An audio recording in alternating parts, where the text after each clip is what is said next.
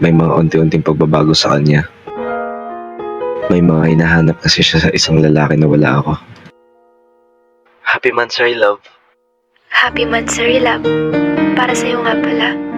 Ano to? Buksan mo. Cellphone? Sana magustuhan mo, love. Sorry, love. Ito lang mabibigay ko. Teddy bear?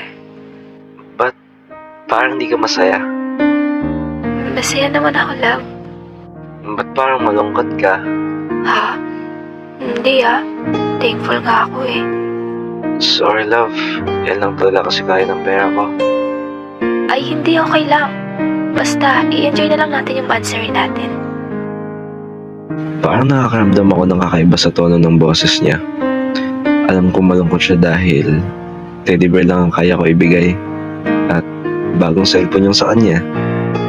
Kaya ipagpasyahan ko mag-ipon at magtrabaho habang nag-aaral para mabigyan ko siya ng mamahaling bracelet sa susunod na may Mansari. Nakahanap ako ng trabaho bilang salesman sa SM.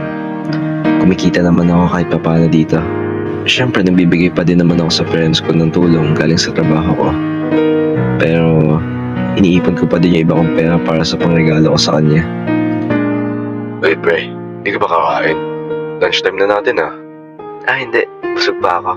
Sure ka? Next time na lang ako sama. Lagi ako tumatanggi sa mga katrabaho kapag nag-aaya sila kumain. Dahil gusto ko makatipid. Uy, Ben, asan ka na? Nasa trabaho ko ngayon, love. Hindi ka makakapunta ngayon dito? Sorry, love. Need pa ako sa trabaho ko. Love, tara, gala tayo ngayon. Sorry, love. Nag-overtime kasi ako ngayon sa trabaho kaya